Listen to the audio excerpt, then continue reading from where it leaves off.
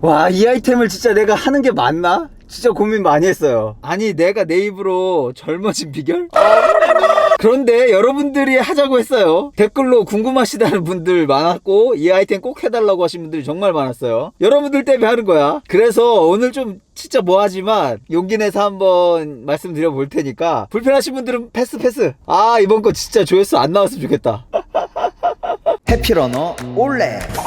일단 주위에서는 진짜 얘기들 많이 하거든요. 진짜로 얼굴 바뀌었다, 뭐 했냐. 자, 객관적으로 한번 보세요. 얼굴 달라졌나요? 솔직히 거울을 보면 달라지긴 달라졌어. 뭔가 얼굴의 형태, 얼굴형 자체가 바뀌었다는 느낌이 들어요. 특히 피부가 좋아진 건 좀 확실한 것 같아.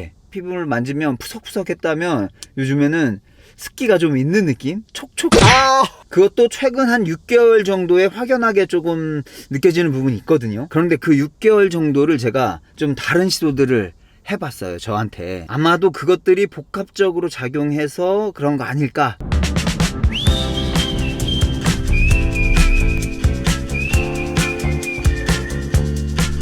캠핑장에 도착을 했는데, 오늘은 여기서 차박을 할 거고, 내일 새벽에 이 자라섬을 한 바퀴 달리면서 코스 소개도 좀 해드릴게요.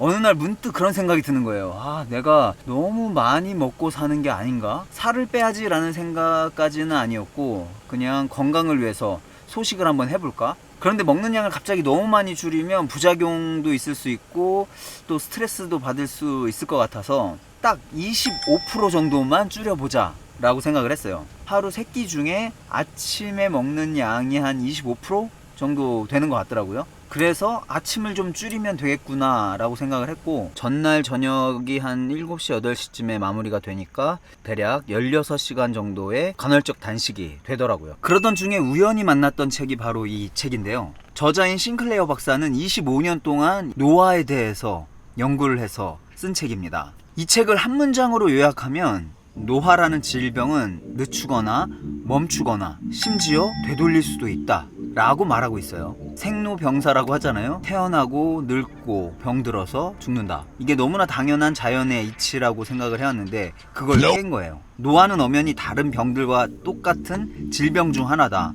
따라서 치료가 가능하다 라는 관점에서 쓴 책입니다. 그러면서 노화를 막는 여러 가지 방법들을 제시하는데요. 그 중에 간헐적 단식이 꽤 중요한 비중을 차지하고 있어요. 우리가 공복 상태, 즉 배고픔을 느끼는 시간을 갖는 동안 우리 몸속의 세포들은 생존의 위협을 느끼면서 장수 유전자가 활성화된다는 거예요. 그 장수 유전자가 바로 노화를 늦추는 핵심이고요. 그러면서 여러 가지 동물 실험들이 나오는데, 동물에게 주는 먹이, 즉 하루 동안 먹는 칼로리를 제한했을 때 그렇지 않은 동물보다 더 오래 산다는 결과들이 있어요. 또 3분의 1 이상이 90세 이상까지 생존하는 부족, 그 부족의 생활 식습관이 아침을 거르고 점심과 저녁을 잘 먹는 그런 문화가 오랫동안 이어져 왔다고 합니다.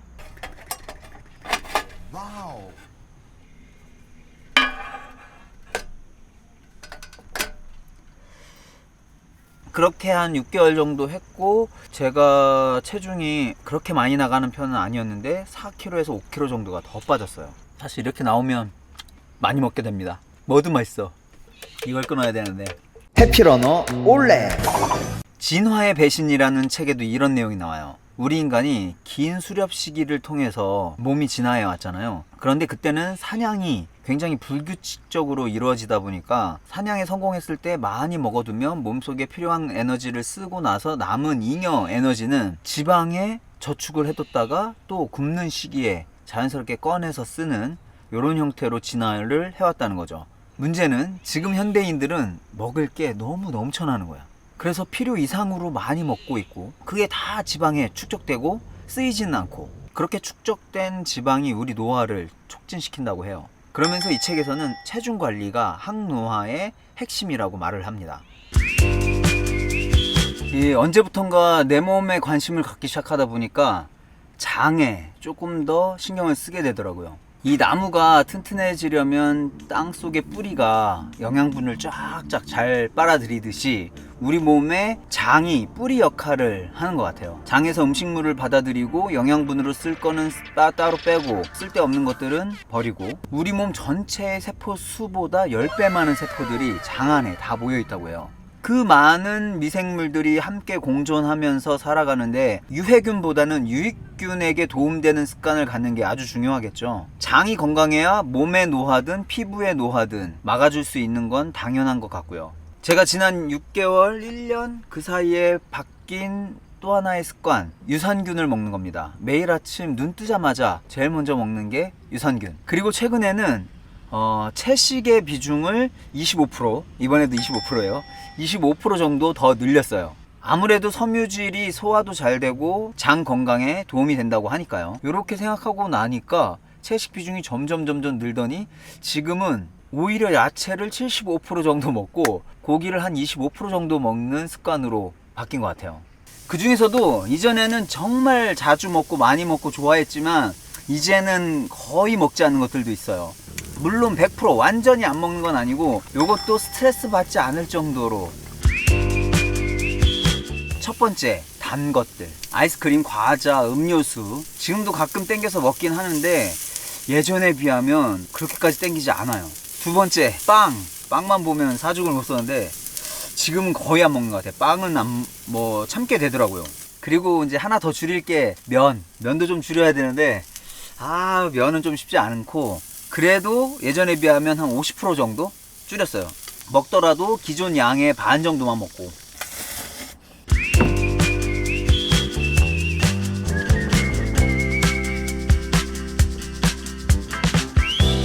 달리기도 지난 한 10년 동안 제가 달리던 것과 최근 6개월, 1년 동안 달린 어떤 달리기의 스타일도 많이 바뀌었어요. 딱 25% 정도 강도를 낮추는 거. 저는 1km를 약 4분에서 4분 30초 정도 속도로 달릴 수가 있거든요. 그런데 지금은 5분에서 6분 정도 사이의 속도로 달립니다. 저는 30km 정도 달리기도 가능해요. 그런데 지금은 가급적 10km, 20km를 잘 넘기지 않으려고 하고 있고, 아주 가끔 40km 이상 달릴 때도 있어요. 그게 저한테 정신적으로나 의식적으로는 도움이 될지 몰라도 제 몸에는 그렇게까지 도움이 안 된다는 거를 알게 됐어요. 결국 운동도 지나치면 노화를 촉진시킨다고 생각을 하거든요. 그래서 이제는 적당히 즐기는 달리기, 마라닉이죠. 물론 저도 필요할 때는 최선을 다해서 끌올 할 거예요.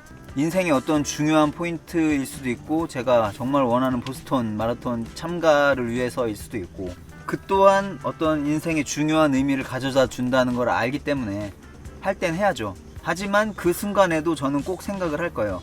이게 내 몸에는 그렇게 도움이 되지는 않을 거다.